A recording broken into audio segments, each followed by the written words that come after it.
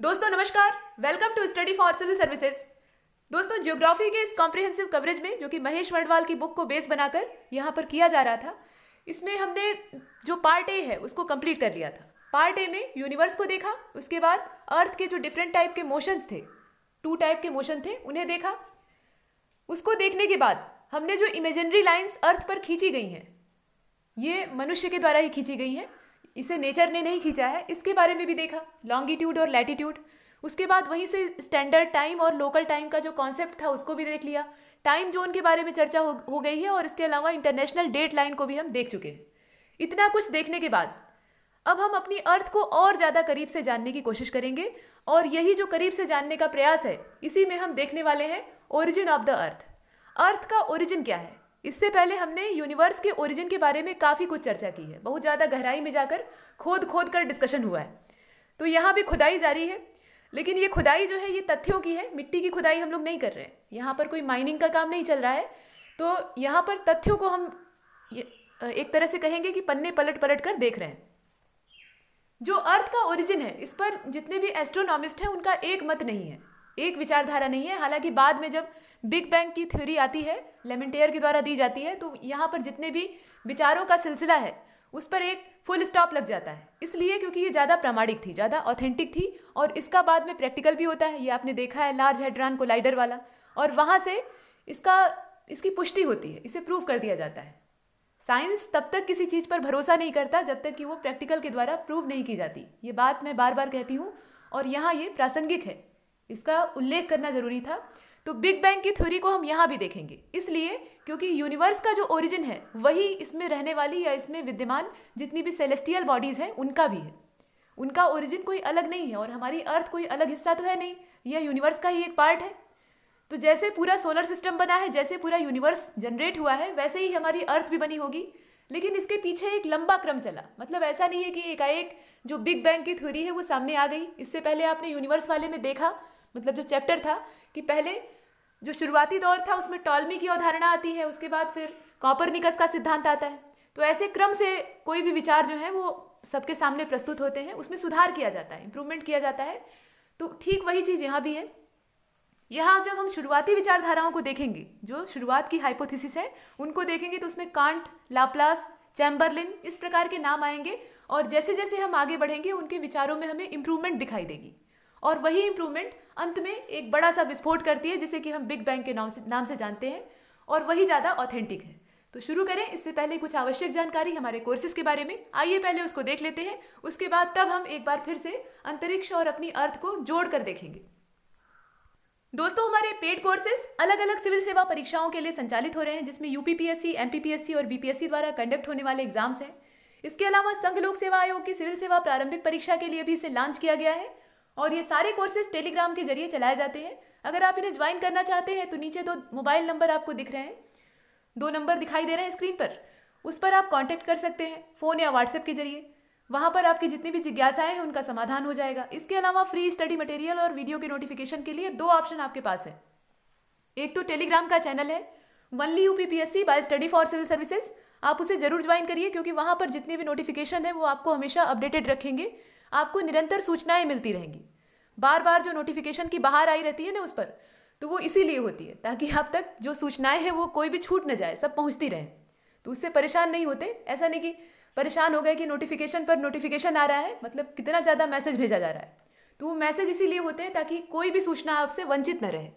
इसके अलावा यूट्यूब जो है, यूट्यूब पर जितने भी चैनल हमारे चल रहे हैं, वर्तमान में 4 हैं टोटल, तो इन सारे चैनलों पर आप जुड़े रहिए, सब्सक्राइब कर लीजिए, और वीडियोज़ जो आप देखते हैं उसको 3 तरीके से देखिए। तीनों तरीके पहले भी बताए जा चुके हैं, वही है, देखिए, सुनिए और नोट्स बनाइए, तभी वो आपके दिमाग में स्टेबल होगा। अदरवाइज अगर आप देख और सुनकर छोड़ देंगे तो कुछ दिन बाद वो जानकारी आपके दिमाग से बह जाएगी, बाहर चली जाएगी। ये बातें हैं। और वीडियो अगर अच्छा लगता है तो लाइक करिए और शेयर करिए इसलिए क्योंकि यह दूसरों तक पहुंचेगा और दूसरों के लिए भी बेनिफिशियल होगा। और लाइक तभी करिए जब आपको अच्छा लगे, नहीं अच्छा लगता है तो आप लाइक मत करिए, तब आप कमेंट में बताइए कि आपको किस तरह का वीडियो चाहिए, आप किस तरह की हमसे अपेक्षा रखते हैं। तो ये बातें हैं, अब चलते हैं आगे। दोस्तों हमारा पूरा सोलर सिस्टम, या ये कह लीजिए कि पूरा कॉस्मॉस, यहाँ पर सिर्फ जो चित्र आप देख रहे हैं वो हमारे सोलर सिस्टम का है। बीच में बड़ा सा जो लाल रंग का गोला आपको दिख रहा है वो सन है, और उसके चारों ओर प्लैनेट जो है वो परिक्रमा करने के चक्कर में है। ये स्ट्रक्चर आप यहाँ देख पा रहे हैं, लेकिन पूरा यूनिवर्स यह रहस्यमयी है, ये बात हम जानते हैं। जितना हम इसके बारे में जानते हैं उतना ही हमें लगता है कि अभी और जानने के लिए बहुत कुछ पड़ा हुआ है। तो वही ठीक वही चीज़ हमारी अर्थ के साथ भी है, क्योंकि अर्थ भी यूनिवर्स का ही एक पार्ट है। तो इसका ओरिजिन जानने की कोशिश में एक लंबा समय लग गया, और इस लंबे समय में दो तरह के विचार सामने आए। मतलब साइंटिस्ट जो थे उनके भी दो तरह के हिस्से थे। एक तो ज़्यादा दार्शनिक वाली वैरायटी थी, जिनमें ज़्यादा दार्शनिकता का भाव भरा हुआ था, ये फिलॉसफर थे।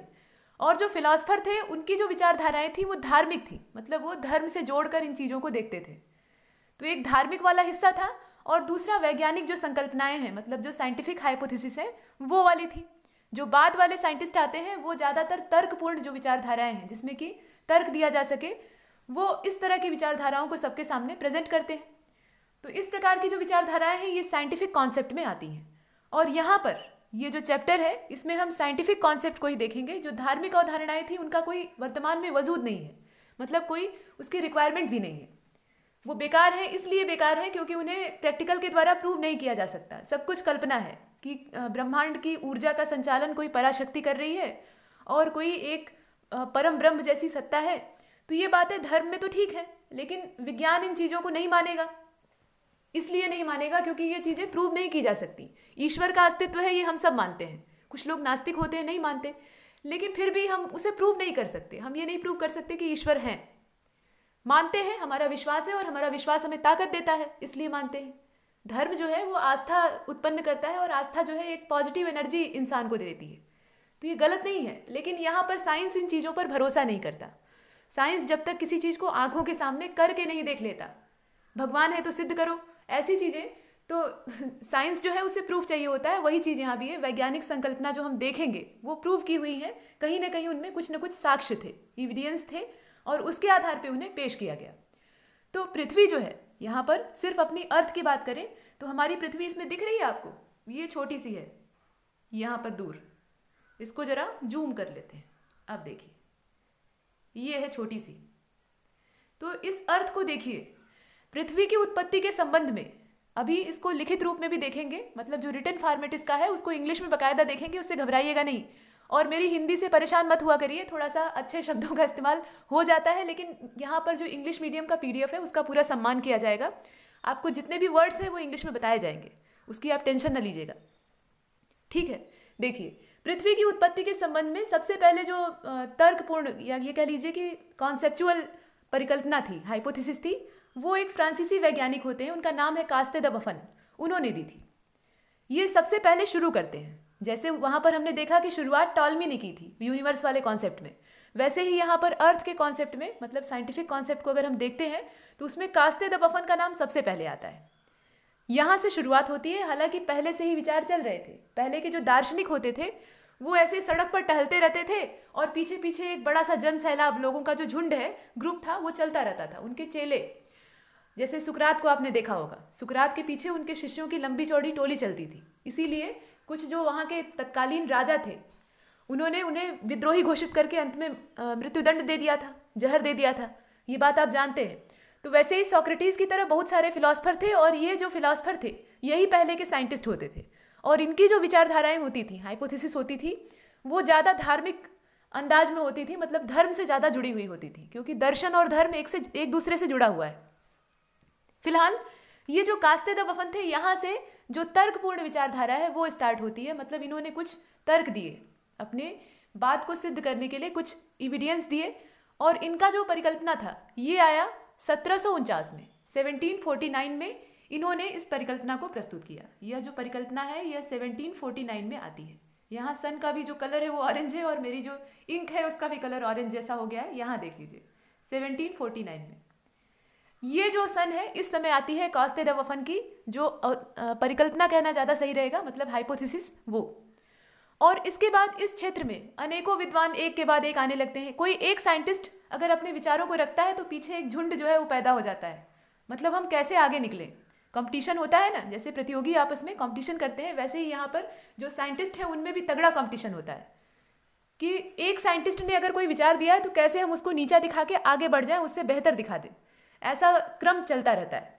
तो यहाँ पर कास्ते द वफन के बाद बहुत सारा एक समूह आता है और बहुत सारे विचार भी सामने आते हैं और अनेक परिकल्पनाओं और सिद्धांतों का प्रतिपादन एक के बाद एक होता है। मतलब बहुत सारी हाइपोथेसिस आती हैं, बहुत सारी थ्योरीज आती हैं और ये सारी थ्योरीज जो है वो एक के बाद एक फेल होती जाती हैं। कुछ न कुछ इनमें कमियां हैं। क्या कमियां हैं ये भी हम देखेंगे। लेकिन यहाँ पर एक को भी मान्यता नहीं मिल पाती, मतलब कोई भी जो है वो पूर्ण रूप से मान्यता प्राप्त नहीं है। पहली वाली जो धार्मिक विचारधाराएं थी उनको बहुत मान्यता मिली थी, उन्हें मानने वाले लोगों की संख्या बहुत ज़्यादा थी। क्यों? क्योंकि पहले का जो इंसान था वो बिना तर्क किए किसी भी चीज़ को सुनता था और मान लेता था। कोई भी कहानी सुनी और उस पर भरोसा कर लिया, आंख बंद करके भरोसा करने वाली जैसी स्थिति थी। लेकिन आज का जो मनुष्य है, जो विकसित होता हुआ मनुष्य है, उसका दिमाग लगातार डेवलप हो रहा है। हमारे मतलब मानव जाति में जिस अंग का अभी भी लगातार विकास हो रहा है वो है मस्तिष्क। मनुष्य का जो ब्रेन है वो लगातार डेवलप हो रहा है और भविष्य में और ज़्यादा डेवलप होगा। तो एक जो सुपर ह्यूमन का कॉन्सेप्ट है वो भविष्य में दिखाई देगा। खैर वो आगे की बात है। तो पीछे वाले मनुष्य की तुलना में जो वर्तमान का मनुष्य है, मतलब ह्यूमन बीइंग की बात करें तो वो ज़्यादा बुद्धिमान है। बुद्धिमान तो मनुष्य पहले से ही है, लेकिन अब बुद्धि का जो विकास है वो और ज़्यादा हो गया है। तो इस वजह से तर्क की जो बात है वो सामने आती है। मतलब जो जिसके पास अक्ल रहेगी वही तो तर्क करेगा। तो इसीलिए अब लोगों ने तर्क करना शुरू कर दिया। पहले करते नहीं थे, जो उनसे कह दिया गया वो मान लेते थे, भोले भाले होते थे। तो अब जब तर्क करना शुरू किया तो जो धार्मिक अवधारणाएं थी वो एक के बाद एक बेकार होने लगी, मतलब वो डस्टबिन में जाने लगी, क्योंकि उनका कोई उद्देश्य नहीं था। और यहाँ जो वैज्ञानिक संकल्पनाएं हैं वो ज़्यादा महत्व रखने लगी, क्योंकि इन्हें प्रूव किया जाता था या कुछ इसके पीछे अच्छा तर्क दिया जाता था। तो अब इनका भी दो वर्ग है। जो साइंटिफिक यहाँ पे कॉन्सेप्ट हैं उनके भी दो पार्ट हैं। दो पार्ट कौन कौन से हैं? एक तो मोनिस्टिक है और दूसरा ड्यूलिस्टिक है। जो मोनिस्टिक कॉन्सेप्ट है इसको हम अद्वैतवादी संकल्पना कहते हैं और जो ड्यूलिस्टिक कॉन्सेप्ट है उसको हम द्वैतवादी संकल्पना कहते हैं। तो आइए इसी पर चर्चा कर लेते हैं। अब देखते हैं पीडीएफ को। यहाँ तक तो हमने अपने सोलर सिस्टम को यहाँ खूब करीब से देखा है, ये देखिए। अब चलिए आगे। अब आप स्क्रीन पर जो देख रहे हैं वो सबसे पहली वाली संकल्पना है, यानी जो पहले वाला कॉन्सेप्ट है। हमने इससे पहले देखा है कि जो साइंटिफिक कॉन्सेप्ट थे वो 2 पार्ट में डिवाइड हो गए। और 2 पार्ट्स कौन कौन से थे? एक तो अद्वैतवादी संकल्पना यानी मोनिस्टिक कॉन्सेप्ट था और दूसरा द्वैतवादी यानी ड्यूलिस्टिक कॉन्सेप्ट था। तो जो मोनिस्टिक है उसको हम पहले देखने जा रहे हैं। यहाँ पर लिखित रूप में आप देख रहे हैं और सुनते भी जाइए साथ में। तो देखिए यह जो कॉन्सेप्ट था, मतलब मोनिस्टिक वाला, इसे पेरेंटल हाइपोथेसिस के नाम से भी जानते हैं। यहाँ आप लिखा हुआ भी देख रहे हैं, this concept is also called parental hypothesis. Parental hypothesis के नाम से इसे रिप्रेजेंट किया गया है, ये आपने देखा। और इसका ये कहना था, इसे पहले रफली समझ लीजिए, इसका ये कहना था कि जितने भी प्लैनेट्स हैं और हमारी अर्थ भी उसी में इंक्लूड है, इसका ओरिजिन या ये कह लीजिए कि इसका प्रोडक्शन केवल एक ही चीज़ से हुआ है। मतलब कोई एक बड़ा सा स्टार या कोई बड़ा सा एक सेलेस्टियल पिंड रहा होगा, बॉडी रही होगी, जिससे कि ये सब जनरेट हुए हैं। तो बात तो ठीक है, बिग बैंग थ्योरी भी तो यही कहती है। बिग बैंग थ्योरी में भी यही कहा गया कि एक बड़ी सी हेवनली बॉडी थी और उसके अंदर एक्सप्लोजन हुआ और चारों ओर जितने भी पार्ट्स थे, मतलब डार्क मैटर और नॉर्मल मैटर, वो स्कैटर्ड हो गए। उसी से बाद में जब उसके अंदर कॉन्ट्रैक्शन शुरू हुआ जगह जगह पर, तो इससे आकाशगंगाएं यानी गैलेक्सीज बनी और गैलेक्सीज के अंदर बहुत सारे सोलर सिस्टम बने, स्टार्स का फॉर्मेशन हुआ, प्लैनेट्स बने। तो ये प्रोसेस जो है वही है, मतलब उसमें कुछ नया नहीं है, ये पहले से ही चल रहा था। यहाँ भी यही कहा गया। पेरेंटल हाइपोथेसिस वाली जो ये परिकल्पना है, मतलब मोनिस्टिक कॉन्सेप्ट है, इसमें कहा गया कि जितने भी प्लैनेट्स हैं और जो हमारी अर्थ है वो केवल एक ही चीज़ से, और वो चीज़ क्या है? स्टार है, उससे बनी हुई है।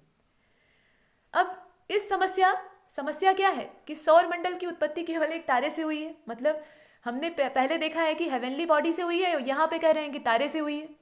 तो इसको सुलझाने के लिए अनेक जो स्कॉलर थे उन्होंने अपने अपने मत यहाँ पर प्रस्तुत किए। मतलब सबके अपने अपने विचार थे और सबका जो विचार था उस दिशा में सबसे पहले जो प्रयास था वो फ्रांसीसी जो वैज्ञानिक हैं कास्ते द बफन, उन्होंने किया। तो कास्ते द बफन ये अद्वैतवादी संकल्पना यानी जो मोनिस्टिक कॉन्सेप्ट था उसको समर्थन देते थे, उसे सपोर्ट करते थे। और मोनिस्टिक कॉन्सेप्ट है क्या? तो इसमें हम देखते हैं, यहाँ देख लीजिए कि अकॉर्डिंग टू दिस बिलीफ, यानी इस विचारधारा के according, planets and the earth, planet भी मतलब जितने भी प्लैनेट्स हैं वो सभी, और उसी में इंक्लूड है हमारी अर्थ भी, had originated from a single object. यह सभी एक सिंगल ऑब्जेक्ट से ओरिजिनेट हुए हैं, यानी इनका ओरिजिन जो है वो एक सिंगल ऑब्जेक्ट से है। और वही सिंगल ऑब्जेक्ट यहाँ पर स्टार कहा गया। इसे सिंगल ऑब्जेक्ट मत देखिए, इसे स्टार के तौर पर देखिए। यहाँ पर कोई हेवनली बॉडी नहीं है, ये याद रखिएगा। यहाँ पर एक स्टार से सारे जितने भी प्लैनेट्स हैं और उसमें हमारी अर्थ भी है, उसका ओरिजिन माना गया है। ये बड़ी बात है। आगे इसी को जब हम थोड़ा और एक तरह से कंस्ट्रक्शन इसका कर देंगे तो ये सुधर जाएगा और इसमें बहुत सारी चीज़ें नई जुड़ जाएंगी। अब इसमें जो कॉन्सेप्ट है, ये मोनेस्टिक कॉन्सेप्ट, इसमें दो तरह के लोगों के विचार यहाँ दिए हुए हैं। एक तो कांट का है और दूसरा लाप्लास का है। दोनों को हम देखने वाले हैं। The concept of can't and Laplace is important in the monastic hypothesis. इस मोनेस्टिक हाइपोथेसिस में या कॉन्सेप्ट में यही दोनों लोग महत्वपूर्ण हैं। वैसे तो कास्ते द बफन का भी विचार था, उन्होंने भी अपनी हाइपोथेसिस दी थी। इसे आप देख लीजिए। मोनेस्टिक कॉन्सेप्ट में सबसे पहले विचार देने वाले थे कास्ते द बफन, लेकिन इसमें बाद में आगे चलकर इमैनुअल कांट, ये जो कांट आप देख रहे हैं ना, इनका पूरा नाम था इमैनुअल कांट या ई कांट इनको कहा जाता था। इसके अलावा लाप्लास और रॉस और भी कुछ लोग हैं जैसे कि लॉकियर हैं, इन्होंने अपने अपने विचार प्रस्तुत किए। कौन कौन लोग हैं? इमैनुअल कांट हैं जिनके बारे में आप देख रहे हैं, इमैनुअल कांट या ई कांट इन्हें कहा जाता था। इसके अलावा लाप्लास है, लाप्लास को आप आगे देखेंगे, ये नीचे है, ये देख रहे हैं नेबुलर हाइपोथेसिस ऑफ लाप्लास, इसे भी आप देखेंगे, ये नेबुला पर आधारित हाइपोथेसिस थी। इसके बाद और भी हैं जैसे कि लॉकियर है, रॉस है, इन सब के बारे में थोड़ा थोड़ा यहाँ डिस्कस करेंगे। सबसे पहले देखते हैं कांट की जो गैसियस हाइपोथेसिस थी उसको। कांट की गैसियस हाइपोथेसिस को यहाँ पर सबसे पहले देखेंगे। तो इन 1755 एडी, 1755 ईस्वी में, एडी का मतलब क्या? एनो डोमिनी। तो 1755 ईस्वी में the German philosopher can't proposed, ये जर्मन फिलोसफर थे, इन्होंने न्यूटन के लॉ ऑफ ग्रेविटी को बेस बनाकर, ये जो जर्मन फिलोसफर थे कांट, इन्होंने क्या किया, एक हाइपोथेसिस दी और इसका जो बेस था वो न्यूटन का लॉ ऑफ ग्रेविटी था, यानी न्यूटन का जो गुरुत्वाकर्षण का नियम है वो यहाँ पर आधार बना। अकॉर्डिंग टू दिस, मतलब इनके कॉन्सेप्ट के हिसाब से, many circular rings were separated from a hot and moving nebula. इनका ये कहना था कि मेनी सर्कुलर रिंग्स, बहुत सारी जो सर्कुलर रिंग्स हैं वो यहाँ सेपरेट हुई थी। सेपरेट मतलब अलग हुई थी। कहाँ से? एक हॉट और मूविंग नेबुला से। नेबुला क्या होता है ये हम लोग आगे देखेंगे। फिलहाल वो कैसा था? हॉट था और मूविंग था, मतलब घूम रहा था, उसमें चलायमान गतियाँ हो रही थी, मूवमेंट हो रहे थे। तो इस प्रकार के गर्म यानी तप्त और घूमते हुए चलते फिरते नेबुला से ये सारे जो छल्ले हैं, मतलब जो रिंग्स हैं, वो सेपरेट हो जाती हैं और इसी से बनता है जो पूरा सोलर सिस्टम है या जितने भी सेलेस्टियल बॉडीज हैं वो सभी। आगे आप देखेंगे बिकॉज ऑफ सेंट्रीफ्यूगल फोर्स, इसके पीछे जो फोर्स जिम्मेदार था वो था सेंट्रीफ्यूगल फोर्स। इसके बारे में हम लोगों ने पीछे देखा है। सेंट्रीफ्यूगल फोर्स और सेंट्रीपिटल फोर्स दोनों जुड़वा भाई हैं, दोनों एक दूसरे के एंटोनिम्स हैं, अपोजिट हैं। जहाँ सेंट्रीपिटल फोर्स सेंटर की ओर लगता है, मतलब सेंटर के अंदर की ओर लगता है, वैसे ही जो सेंट्रीफ्यूगल फोर्स है वो सेंटर से बाहर की ओर लगता है। इन दोनों का जो एग्जाम्पल है उसको भी हमने देखा था। फिलहाल यहाँ पर सेंट्रीफ्यूगल फोर्स की वजह से जो यह हॉट और मूविंग नेबुला है, इससे बहुत सारे रिंग्स अलग होने लगते हैं, सेपरेट होने लगते हैं और उससे फॉर्म होती है हमारी अर्थ या जितने भी प्लैनेट्स हैं वो सभी। यहाँ आप नीचे और देख रहे हैं the condensation of these rings, in rings में कंडेंसेशन होता है और इससे क्रिएट होते हैं various planet in the solar system. Solar system में जो वेरियस प्लैनेट्स हैं वो इसी से क्रिएट होते हैं। Earth is also one of these ring, earth इन्हीं में से एक रिंग है। यानी पहले ये कैसी थी? रिंग स्ट्रक्चर की थी, ऐसा मानना है कांट का, ऐसी थी नहीं। ये कांट मानते थे कि अर्थ भी पहले एक रिंग के रूप में ही थी, बाद में इसमें जब चेंजेस आए तो ये ऐसे सर्कुलर शेप की हो गई। बट इन दिस थ्योरी, लेकिन इस थ्योरी में can't wrongly interpreted the law of mathematics. यहाँ पर कांट ने जो मैथमेटिकल लॉज थे, मतलब जो गणितीय नियम थे, मैथमेटिकल जो लॉज थे, उनको यहाँ पर बहुत गलत तरीके से इस्तेमाल किया। या ये कह लीजिए कि पूरी तरह से इनकी जो हाइपोथेसिस थी वो मैथमेटिकल कॉन्सेप्ट पर ही बेस्ड थी। उसमें जरा भी जो फिजिक्स है उसको इंक्लूड नहीं किया गया। फिजिक्स के जो प्रिंसिपल्स हैं उनको यहाँ पर नेग्लेक्ट कर दिया गया और यही कारण था कि नीचे आप देखिए इसमें कमियाँ क्या निकलती हैं। कमियाँ ये निकलती हैं कि this theory goes against the law of conservation of angular momentum. जो एंगुलर मोमेंटम के कंजर्वेशन का लॉ है, यानी संवेग संरक्षण का सिद्धांत है, वो यहाँ पर इसके विरुद्ध चला जाता है, इसके अगेंस्ट हो जाता है। क्यों? क्योंकि कांट ने उसको ध्यान में नहीं रखा था, या जो फिजिक्स की हाइपोथेसिस है या थ्योरीज हैं उनको इन्होंने निगलेक्ट कर दिया था। ये सिर्फ मैथमेटिकल कॉन्सेप्ट पर बेस रहे, हालांकि इन्होंने न्यूटन का जो ग्रेविटी वाला लॉ है उसको बेस बनाया था, वहीं से शुरुआत की थी, लेकिन बाद में ये पूरी तरह से उससे अलग हो जाते हैं। और इन्होंने कह दिया कि एक मूविंग और हॉट नेबुला था, उसके अंदर सेपरेशन जब होने लगा तो बहुत सारे रिंग्स अलग हो गए और उससे बहुत सारे प्लैनेट्स बन गए, सोलर सिस्टम बनता है, उसमें हमारी अर्थ भी एक है। ये तो बात हो गई कांट की, और इसी को हमने देखा इसमें कमी क्या है, सबसे बड़ी कमी यही है कि यह जो थ्योरी है यह law of conservation of angular momentum के अगेंस्ट जा रही थी, उसके विरुद्ध जा रही थी। ये जो फिगर आप देख रहे हैं ये एक नेबुला है। नेबुला की भी कई वेराइटीज होती हैं, उसमें से ये एक है, और यही नेबुला जो है इससे बहुत सारी रिंग्स सेपरेट होती हैं, ऐसा मानना था कांट का। और रिंग्स जो होती हैं वो कुछ इस टाइप की दिखती हैं, आइए उसको भी फिगर के जरिए देख लेते हैं। ये जो फिगर है ये कांट की हाइपोथेसिस को स्पष्ट करता है, क्लियर करता है। यहाँ पर आप एकदम शुरुआत में देख रहे हैं, यहाँ ये एक हॉट और मूविंग नेबुला है, इससे बहुत सारी रिंग्स जो है वो सेपरेट होती हैं कुछ इस टाइप से, ये रिंग्स हैं, और इससे बनती हैं अलग अलग सेलेस्टियल बॉडीज जिसमें कि प्लैनेट्स हैं और पूरा सोलर सिस्टम है, और इसी में हमारी अर्थ भी इंक्लूड है। यहाँ देख रहे हैं रिंग्स में अलग अलग चेंजेस आ रहे हैं, और इन चेंजेस का नतीजा क्या है, ये अंत में एक सोलर सिस्टम बन जाता है। ये सोलर सिस्टम आपको नीचे दिख रहा है, इसे जरा जूम कर लीजिए और आराम से देख लीजिए।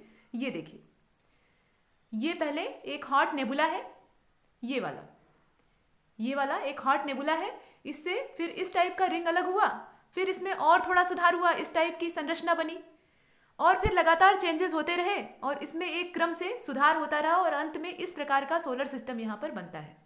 ये आप देख रहे हैं, बीच में एक स्टार है और इसके चारों ओर ऐसे प्लैनेट्स जो हैं वो रिवॉल्व कर रहे हैं। ये कांट की पूरी हाइपोथेसिस थी, उसको चित्र के जरिए यहाँ दर्शाया गया है, रिप्रेजेंट किया गया है। अब जो कांट थे उन्होंने नेबुला पर सारा कुछ बेस कर दिया, और यह धार्मिक सिद्धांत को भी मानते थे, मतलब यह धार्मिक जो अवधारणाएं थी उनका भी समर्थन करते थे। इनका ये कहना था कि ब्रह्मांड में एक ईश्वर के द्वारा बनाया हुआ कोई पुराना पदार्थ है, जिसे कि आप प्रीमोर्डियल मैटर्स या प्रीमोर्डियल मैटर के रूप में देख सकते हैं, और यह बिखरे हुए थे। मतलब इनका ऐसा मानना था, कांट का मानना था, ये कांट की हाइपोथेसिस है, इससे कुछ अलग नहीं है। इससे पहले हमने देखा है कि उन्होंने न्यूटन के लॉ ऑफ ग्रेविटी को बेस बनाकर अपना पूरा जो हाइपोथेसिस है उसको रिप्रेजेंट किया। उसमें कमी क्या थी कि वह law of conservation of momentum को फॉलो नहीं कर रहा था। फिजिक्स के जितने भी प्रिंसिपल थे वो उसके आगे बेकार हो जा रहे थे, वो सिर्फ मैथमेटिकल जो कॉन्सेप्ट थे वो भी गलत तरीके से उसमें यूज़ किए गए थे, और इसीलिए उनकी जो हाइपोथेसिस है वो फेल हो जाती है, और इसमें फ़ायदा उठाते हैं लाप्लास। तो लाप्लास वो बाद में फ़ायदा उठाएंगे, पहले हम लोग इसको अच्छे तरीके से समझ लेते हैं। तो यहाँ पर कांट ने यह मान लिया कि जो प्राचीन काल था, पुराना समय, उसमें हमारा यूनिवर्स ये जो प्रीमोर्डियल मैटर है उससे जनरेट हुआ है, मतलब बिखरे हुए पदार्थों से इसका जन्म हुआ है। और ये जो पदार्थ थे ये कैसे थे, ये दैव निर्मित थे। यहाँ शब्द जो है बड़ा महत्वपूर्ण है, मतलब ये गॉड के द्वारा बनाए गए थे। अब गॉड शब्द का जब यहाँ इस्तेमाल होता है तो ये थोड़ा सा मतलब मानने योग्य बात नहीं बनती है, साइंस इसको कभी नहीं मानेगा, तो इसीलिए यहाँ पर ये ढीले हो जाते हैं, कमज़ोर पड़ जाते हैं।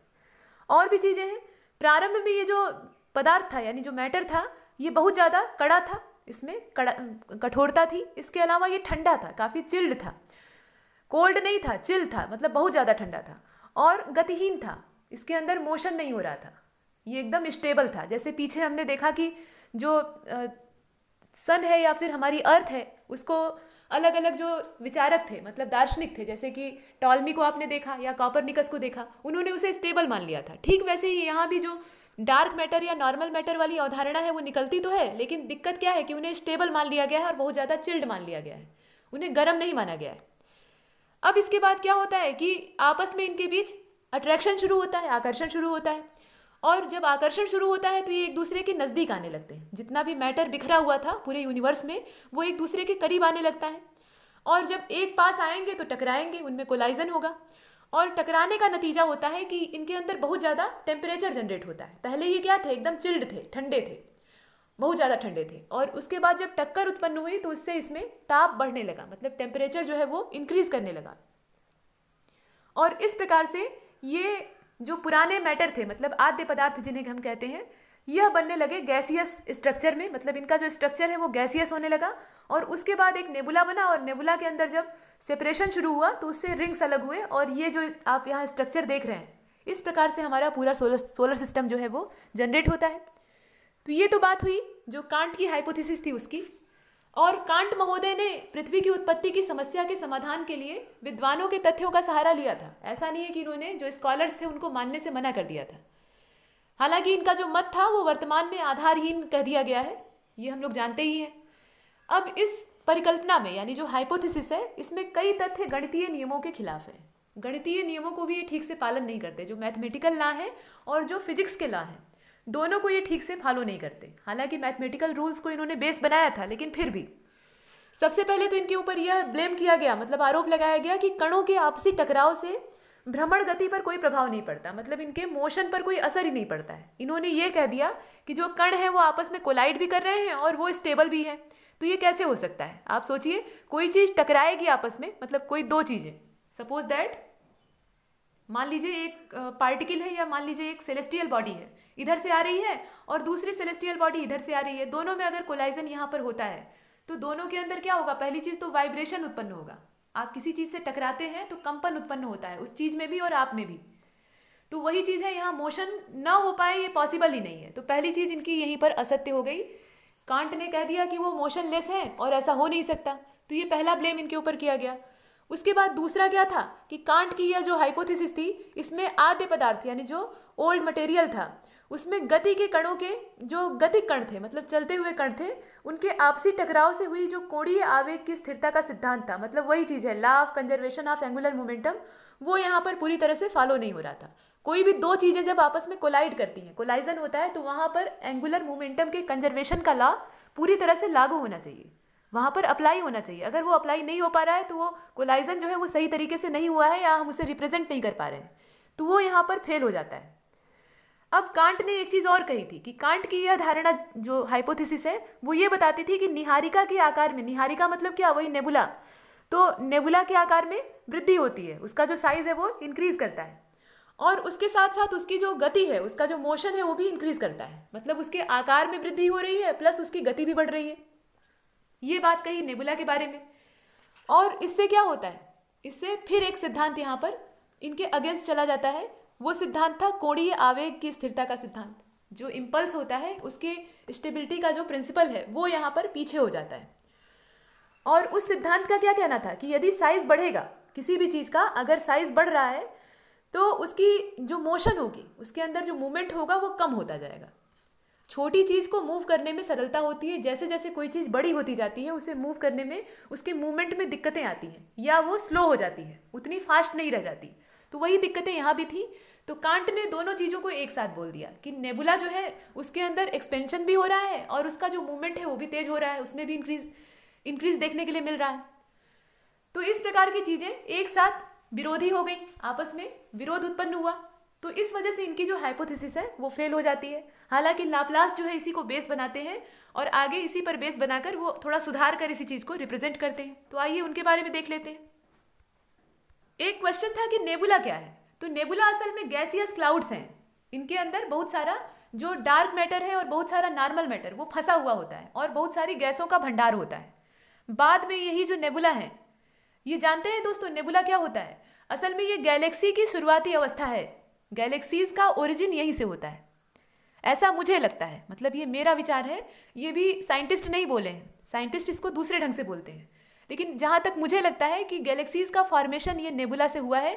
इसलिए क्योंकि नेबुला जो है वो गैसियस क्लाउड्स के स्ट्रक्चर में पाया जाता है और इसके अंदर डार्क मैटर भी होता है और नॉर्मल मैटर भी होता है, और दोनों के बीच में जब कॉन्ट्रैक्शन शुरू होता है वहाँ संकुचन और जो ताप और दाब की परिस्थितियाँ हैं वो बनती हैं, तो इससे बहुत सारी सेलेस्टियल बॉडीज़ बनती हैं और जब पूरा एक फैमिली जैसा ग्रुप बन जाता है तो उसकी वजह से गैलेक्सीज बनती हैं। गैलेक्सीज के अंदर अनेकों सौर मंडल होते हैं यानी सोलर सिस्टम होते हैं। तो ये चीज़ें हैं। फिलहाल ये अपनी अपनी विचारधारा है और यहाँ पर हम अपनी विचारधारा को लेकर नहीं चलने वाले हैं। हम देखेंगे लाप्लास की जो यहाँ पर हाइपोथेसिस थी और वो हाइपोथेसिस यही नेबुला पर आधारित थी। ये जो फिगर आप देख रहे हैं यह भी एक नेबुला का ही है। इसमें गैसियस क्लाउड्स की बहुलता होती है, बहुत ज़्यादा मात्रा में गैसों के बादल पाए जाते हैं। इसके अलावा सिर्फ गैसों के बादल ही नहीं होते, इसमें मैटर भी होता है। वह मैटर दो प्रकार का होता है, एक तो डार्क मैटर होता है और दूसरा नॉर्मल मैटर होता है। और आप जानते हैं कि पूरे यूनिवर्स में डार्क मैटर की बहुलता है, ये ज़्यादा मात्रा में, इसकी मेजॉरिटी है, और जो नॉर्मल मैटर है वो कम मात्रा में पाया जाता है। तो वही चीज़ यहाँ भी है, यहाँ ज़्यादा परसेंट जो है वो डार्क मैटर का है और कम परसेंट जो है वो नॉर्मल मैटर का है। और इससे भी पहले सुपरनोवा एक्सप्लोजन वाली घटना आपने देखी ही है, जो स्टार के डेथ के टाइम पर होता है। मतलब स्टार जब खत्म होने लगता है, उसका जो फ्यूल है वो फिनिश होने लगता है, तो उसके अंदर सुपरनोवा नाम का एक्सप्लोजन होता है। तो वहाँ से इसका कॉन्सेप्ट निकलता है। फिलहाल इस पर ज़्यादा आप डिस्कस नहीं करेंगे, चलेंगे अगली वाली जो हाइपोथेसिस है उसको देखेंगे, जो कि है लाप्लास की।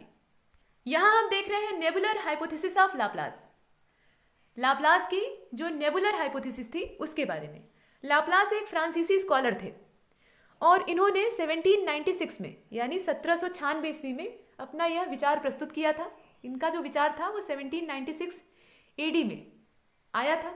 यहाँ पर आप देख भी रहे हैं, the French scholar Laplace revise Kant's theory. इन्होंने कांट की थियोरी को रिवाइज कर दिया, कुछ और नहीं किया। इनका कुछ नया इनोवेटिव विचार नहीं था, उसी में थोड़ा सा संशोधन कर दिया, उसे मॉडिफाइड करके यहाँ प्रस्तुत किया।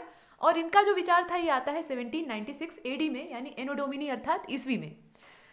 और इन्होंने इसका वर्णन, ये जो परिकल्पना इनकी है, हाइपोथेसिस है, इसका वर्णन इन्होंने अपनी किताब में किया है। और किताब का नाम यहाँ जान लीजिए। इनकी बुक का नाम था exposition of the word system. Exposition of the word system, ये इनकी बुक का नाम है। और ये है फ्रांसीसी स्कॉलर जिन्हें कि आप लाप्लास के नाम से देख रहे हैं। तो इन्होंने यह विचार, यह जो इनका परिकल्पना है, मतलब नेबुलर हाइपोथेसिस है, यह कॉन्सेप्ट कहाँ से आया है? इनकी बुक से आया है। और इनकी बुक का नाम आपने देखा, exposition of the word system. अब यह जो हाइपोथेसिस है यह कांट के विचारों से समानता रखती है। कांट की जो हाइपोथेसिस थी उससे बहुत ज़्यादा ये सिमेट्री रखती है, सिमेट्रिकल है उसके। लाप्लास ने क्या किया, कांट की जो कुछ गलतियां थी, उनकी जो कुछ मिस्टेक्स थी, उनको दूर करने की कोशिश की। अब जो कांट की परिकल्पना थी, कांट की हाइपोथेसिस, उसमें दोष क्या थे? सबसे बड़ी बात तो यही है, उसमें कौन कौन सी कमियां ऐसी थी जिसकी वजह से उसे माना नहीं गया? तो 3 मुख्य रूप से दोष दिखाई देते हैं। जो कमियां थी वो 3 थी। कौन कौन सी? तो एक तो नेबुला वाली जो बात कही गई थी कि नेबुला या जो आद्य पदार्थ है यानी ओल्ड मैटर है, उसमें कणों का आपस में टकराव होता है और ऊष्मा पर्याप्त मात्रा में उत्पन्न नहीं हो सकती। ये चीज़ थी। वहाँ पर एनर्जी या जो हीट है वो सफिशिएंट अमाउंट में जनरेट नहीं होती, ये कहा गया। इसके अलावा कणों का जो टकराव होता है, मतलब पार्टिकल्स जो है उनके बीच में जब कोलाइजन होता है तो उससे मोशन उत्पन्न नहीं हो रहा है, ये सबसे बड़ी कमी थी। जो कांट की अवधारणा थी, हाइपोथेसिस थी, उसमें ये कहा गया कि जो पार्टिकल्स हैं, जो सेलेस्टियल बॉडीज़ हैं या जो भी कुछ है, वो आपस में जब कोलाइड कर रहा है तो वहाँ मोशन नहीं हो रहा है, वो मोशनलेस है। ये गलत था। इसको उन्होंने सुधारा, मतलब लाप्लास ने इसमें संशोधन किया, इसे मॉडिफाइड किया। और जो तीसरी वाली बात कही गई थी उसमें कहा गया कि यह जो नेबुला है यह शुरुआत से ही मूवेबल था, इसमें मूवमेंट हो रहा था। नेबुला में शुरुआत से ही गतियाँ हो रही थी, ये बात कही गई। इसके साथ साथ ये भी कहा गया कि जो नेबुला है वह लगातार ठंडा हो रहा है और ठंडा होने के कारण उसका जो आकार है वो सिकुड़ता जा रहा है। मतलब यहाँ पर जो जितनी भी हाइपोथेसिस में बातें कही गई थी वो एक दूसरे के साथ ही सही नहीं बैठ पा रही थी, मतलब इनमें तालमेल नहीं बैठ पा रहा था। तो लाप्लास ने इन चीज़ों को दूर करने की कोशिश की। तो ये कहते क्या है, आइए पहले इसको देख लेते हैं। इन्होंने कहा, यहाँ पर आप इसे देख लीजिए, the French scholar Laplace revise Kant's theory in 1796 AD। यहाँ तक तो ठीक है। स्टेटिंग दैट, इन्होंने कहा कि a single ring came out of a huge hot nebula. इससे पहले कांट ने कहा था कि एक गरम जलता हुआ नेबुला है और उससे बहुत सारे जो रिंग्स हैं वो सेपरेट हो रहे हैं, ऐसे अलग अलग बिखर रहे हैं।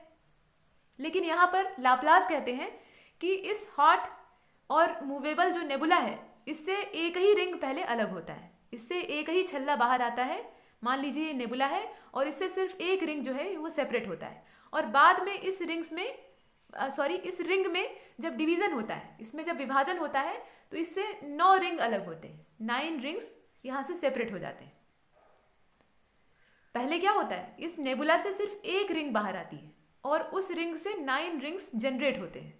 इनमें जो है सेपरेशन शुरू होता है और इसके बाद जो 9 है उनमें भी सेपरेशन होता है।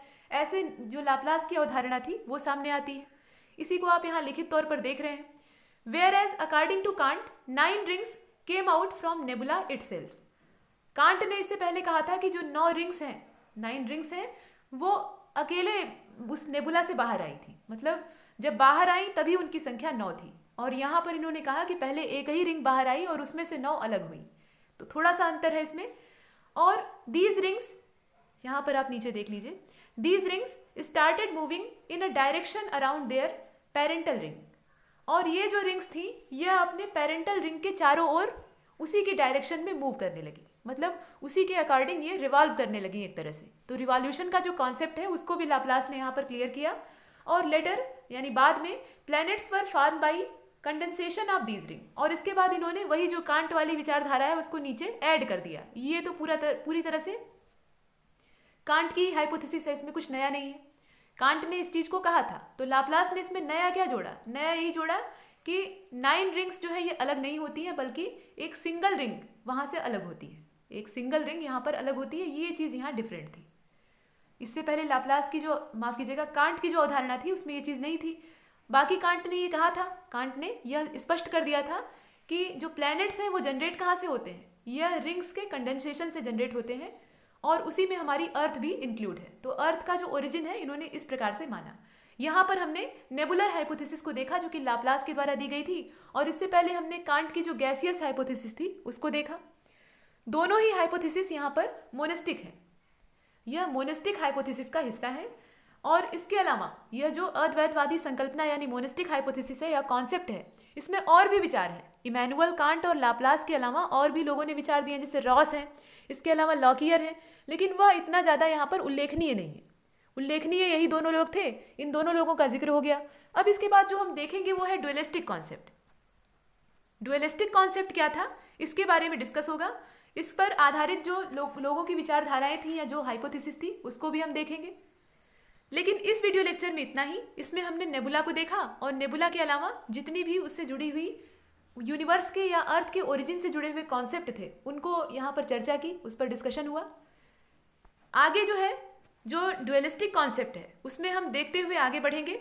इसमें बहुत सारी, जैसे मॉल्टन की अवधारणा है, चैम्बरलिन है, चैम्बरलिन और मॉल्टन ने एक साथ अपनी हाइपोथेसिस दी थी, उसको हम लोग देखने वाले हैं। इसके बाद जो टाइडल हाइपोथेसिस है ये किसकी है? जेम्स जीन्स की है, इसको देखेंगे। जेम्स जीन्स और जेफरीज की परिकल्पना है। इसके बाद आगे बढ़ते हुए हम जो बाइनरी स्टार की हाइपोथेसिस है, बाइनरी स्टार की हाइपोथेसिस ये रसेल और जो लिटिलसन थे उन्होंने दी थी, इसको देखेंगे। और ऐसे ही हम क्रम से बिग बैंग थ्योरी की ओर बढ़ेंगे। तो इस लेक्चर में इतना ही, और तब तक के लिए नमस्कार।